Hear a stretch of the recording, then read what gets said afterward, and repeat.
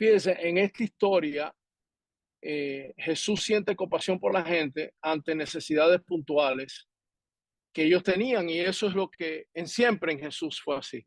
El ministerio nace de su contacto con la necesidad de la gente, y cualquier necesidad se convertía en un campo de ministerio.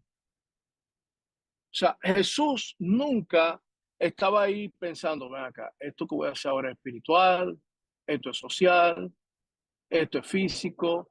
O sea, en Jesús no existe, porque el ser humano en Jesús es un ser íntegro. De hecho, claro está, para fines de, con propósitos didácticos, tal vez, nosotros describimos al ser humano como cuerpo, alma, espíritu, fuerza. Pero son categorías que tienen el peligro de desintegrar al ser humano, porque el ser humano es todo espiritual, todo físico, todo alma, todo, no es una parte de nosotros. Dependiendo de cómo tú interactúas con el ser humano, el canal es físico, pero es todo. Si tú te das un martillazo en un dedo, no es solamente físico lo que tú vas a sentir. Posiblemente tú hasta una mala palabra tires, tal vez eches una maldición, tal vez pienses que, o sea, son tantas cosas que se activan a través de lo físico, a través de lo espiritual. Son aspectos de un ser integral. Y así interactuaba Jesús con nosotros. Fíjense, en Marcos capítulo 6, que narra este milagro, dice que al desembarcar Jesús, esto es lo que dice, vio una gran multitud y tuvo compasión de ellos porque eran como ovejas sin pastor, y comenzó a enseñarles muchas cosas. Fíjense, dice aquí que la compasión de Jesús fue movida porque vio la desorientación que ellos tenían como ovejas sin pastor. Pero en el pasaje que nosotros acabamos de leer, la misma compasión, porque ya tienen 3 días que no comen. Y de nuevo, en Jesús no es, bueno, esta compasión es por lo físico, esta compasión es por lo espiritual. No, esta compasión es el ser humano en su integralidad. Lo veo desorientado en su ser, lo veo con hambre, y la compasión lo mueve a actuar. ¿Por dónde comenzamos entonces, hermanos? Con la gente, en contacto con la gente y su necesidad, y no con programas. Una de las, cuando empezamos a trabajar de la responsabilidad social de la iglesia, en la mente de mucha gente empieza la preocupación de dónde consigo el dinero, el local, el staff, el personal para llevar a cabo un programa social. Jesús o sea, Jesús no esperaba tener un presupuesto para saber si iba a responder a una necesidad. Jesús andaba en la calle en contacto con la gente. Y muchas veces funciona así, o sea, yo hago un mensaje que me inspira a hacer el trabajo, veo una situación que me despierta tal vez cierto sentido de ocupación, y me acerco a una institución, le doy una propuesta para que me apoyen económicamente para el programa social, o copiamos algún programa social de otra iglesia, alquilamos un servicio profesional de alguien, o le descargamos la responsabilidad a otro voluntario y decimos que estamos haciendo misión integral. Eso no tiene nada que ver con misión integral. La tendencia es comenzar programas. Pero ¿saben qué? Muchas veces, y esto es lo que, y gracias a Dios por los programas, por lo menos existen, ¿verdad? Pero para mí muchas veces esos programas lo que existen son para callar la conciencia, tú sabes, de que estamos haciendo algo sin tener que acercarnos demasiado a la necesidad de la gente, porque eso es lo que hacen los programas. Proveen soluciones a distancia, lo profesionaliza la compasión. De nuevo, es mejor que nada, pero no es reino de Dios. Eso no es reino de Dios. El modelo del reino es que Jesús andaba por las calles siempre atento, mirando. ¿Cuál es la necesidad que Dios nos está haciendo ver, que está en nuestras propias narices, y con solamente la intencionalidad de indagar y ver y preguntar en la comunidad? Dejar de voltear la cara porque ando demasiado ocupado, buscar excusas, Vladimir, un pastor cubano que siempre está con nosotros de Avance, dijo en estos días, la necesidad era, yo lo escribí por ahí, la necesidad era la base del ministerio de Jesús. Jesús hacía ministerio sobre la base de la necesidad de las personas, cualquiera que fuera, determinada. Pero ¿qué pasa? Que cuando miras, sientes compasión, ¿verdad? Y ahí empieza la conexión personal de nosotros ante la problemática que genera preguntas, diálogos, inquietudes, oración, clamor que lleva a una respuesta increíblemente creativa que siempre nos lleva a la sorpresa porque va más allá de nuestra capacidad. Así que tenemos que aprender a escuchar a la gente. Por eso en Iglesia Floreciente muchos de ustedes están aquí de ese entrenamiento que ofrecemos. Las herramientas que damos, que son chulísimas, buenísimas, son eso, es para nosotros salir a tocar, a ver, a oler, a escuchar historias y con la idea no de venir a elaborar una estrategia, sí lo hacemos, pero es a movernos a compasión, porque esa conexión del corazón con la necesidad es la vía a través del cual el Espíritu Santo nos habla de oportunidad del reino de Dios. Por eso yo siempre animo a los pastores, antes los abochornaba, pero ahora los animo a que vivan en la comunidad donde tienen su iglesia, para que caminen por ahí, huelan el barrio, toquen a la gente, visiten a o sea, vivan en la comunidad donde si pueden hacerlo caro. Si no pueden hacerlo porque es muy caro, pues asegúrese de que usted haga vida en esa comunidad. Si usted solamente aparece en su comunidad para abrir el templo, para hacer un culto, mire hermano, cierre esa cuestión. Escúchame, pero cierre eso, que no necesitamos más de eso. Bueno, la próxima diapositiva. La mira de la misión son personas, no programas, y la mira de la misión es toda necesidad humana. De nuevo, ¿cuál es la necesidad que lleva a Jesús a compasión en Marcos 6?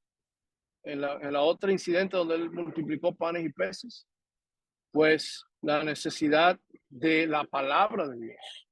Y les enseñó, porque estaban desorientados. ¿Cuál es la necesidad aquí? Pan, comida, necesidad material, ¿verdad? Y la palabra que conecta ambas necesidades, compasión. Compasión. Mira, si tú tienes compasión porque la gente no conoce a Jesucristo como su Salvador, y tú no tienes compasión porque la gente no tiene que comer, no tiene que vestir, no tiene seguro médico, no tiene trabajo, hay algo distorsionado hay algo que tiene que madurar en la manera de nosotros entender esto de nuestra misión y nuestra comprensión de nuestra misión. Porque cualquier necesidad humana es parte de la misión de Jesús. Jesús tuvo compasión. Busquen eso cada vez que tenía Jesús compasión. Y se va a ver que hay un menú de situaciones y cada una de ellas es específica, ¿verdad? Necesitamos una teología bíblica del ser humano que es integral, ¿verdad? Y no voy a abundar de eso, pero la religión más materialista y física es la nuestra. ¿Por qué? Porque tenemos un Dios que la esperanza es la resurrección del cuerpo, no es la resurrección del alma. Y de hecho, alma es una manera de hablar del ser humano en su manera integral desde una perspectiva de sus pasiones. Pero el alma nunca se concibe independientemente del ser humano en su totalidad. Resurrección del cuerpo. La Nueva Jerusalén es la ciudad descendiendo a la nueva tierra y cielo nuevo, con un río, con que da fruto por todos los lados, y las naciones trayendo la riqueza de sus glorias al Señor. Eso es muy material. Tenemos que tener una teología más integral que forme nuestro pensamiento y desconstruya la dualidad y el dualismo que nosotros hemos heredado. ¿Y qué tipo de personas? Bueno, todo tipo de personas, porque eso es lo grande. Estamos en ciudades, ¿verdad? Estamos en ciudades y somos hispanos, pero como muchos de los líderes que están aquí han dicho, hemos tenido que pensar cómo extendemos nuestra misión, porque en la comunidad y sus necesidades no se limita a hispanos. Por ejemplo, en Marcos capítulo 6 eran judíos los que estaban sin, que no tenían comida. Pero en Marcos capítulo 8, en la región de Decápolis, que quiere decir que hay muchos gentiles. No, muchos de ellos, es interesante cómo los prejuicios de los discípulos se ve aquí, porque en Marcos 6 son ellos los que le dicen a Jesús, mira, la gente no tiene que comer. Y en Marcos capítulo 8 es Jesús que le tiene que decir a ellos, mira, la gente no tiene que comer. O sea, hasta en eso, como aparece en el libro de los Hechos, en el capítulo 6, el primer lío, uno de los primeros líos que hubo en la iglesia, porque se descuidaron a los judíos que eran griegos con la distribución de la comida. O sea, que aun cuando somos buena gente, somos prejuiciados. Pero la necesidad es todo tipo de personas. Y por eso la iglesia debe pensarse a sí mismo como una esperanza para todos los que están en ese entorno y ser creativo en la manera en cómo alcanzamos esa necesidad. Tal vez en compañerismo asociado con otras iglesias en la comunidad que sí tienen su ministerio, habla su idioma, se relaciona más con su cultura, pero nosotros juntos estamos sirviendo a la totalidad de la necesidad humana. ¿Qué significa ser iglesia en Nueva York? ¿Qué significa ser iglesia en Miami? En Argentina, donde está Juan José, en República Dominicana, en Cuba, en Puerto Rico. ¿Cuáles son las necesidades que nos rodean? ¿Cuáles son las personas excluidas? Eh, yo recuerdo cuando planteé la iglesia comunitaria en la zona colonial y cuando planteé Church of the Heights, que me di a la tarea de hacer un diagnóstico de la comunidad, ¿verdad? Y me di cuenta, por ejemplo, en la zona colonial de Santo Domingo, de que había que hacer una iglesia para los jóvenes que no tenían nada de cultura de iglesia, nada de cultura de la iglesia. Y yo, ¿y cómo le hago? ¿Y cómo le hago? Bueno, fue con ellos mismos, el diálogo con ellos, la creatividad de ellos. Yo recuerdo cuando formamos los primeros coros que yo tenía que hablar con dos o tres de ellos porque llegaban medio borrachos, tú sabes, todavía con el tufo de ron encima, yo diciéndole, hey, mano, por lo menos para el ensayo ven, tú sabes, porque era enseñándole a caminar con el Señor en un contexto tan ajeno a lo que ellos estaban acostumbrados. Y era caminando con ellos poco a poco y viendo sus necesidades y formando la iglesia y todos los ministerios en base a esas necesidades. Bueno, el motor de la misión, la próxima. El motor de la misión, y ya lo hemos mencionado, es la próxima, perdón, es la compasión. La compasión.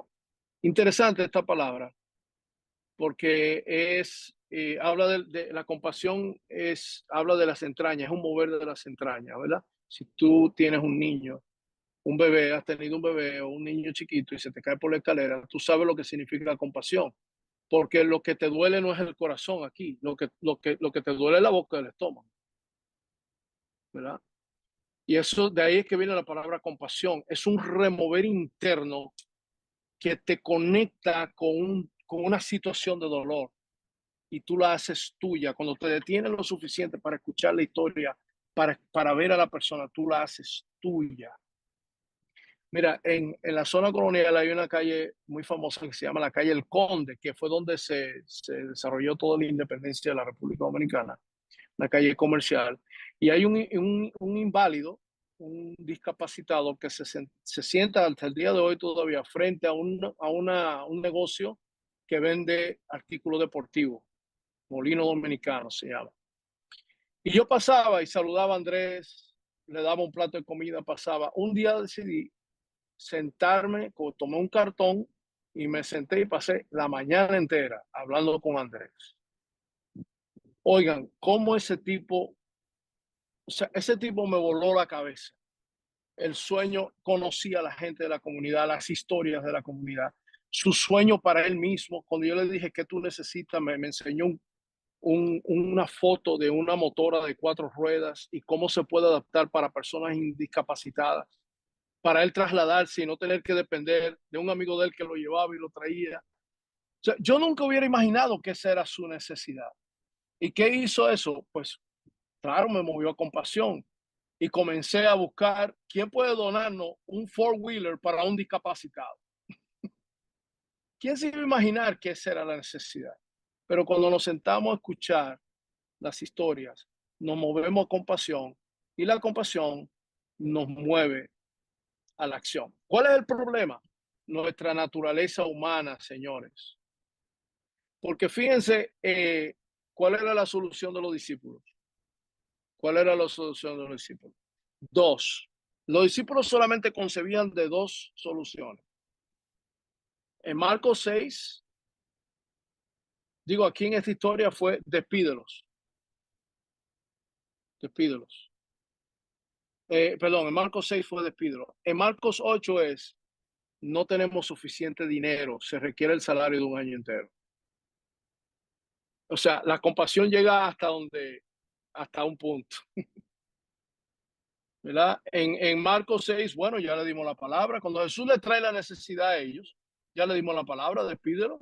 Por lo menos si se caen muertos, se van para el cielo porque recibieron al Señor. Porque después de todo, eso es lo más importante, escucharon la palabra. Y en Marcos 8, la solución es, necesitamos a alguien con mucho dinero, aquí no hay nadie con dinero. Esas dos respuestas es de gente que no tiene compasión.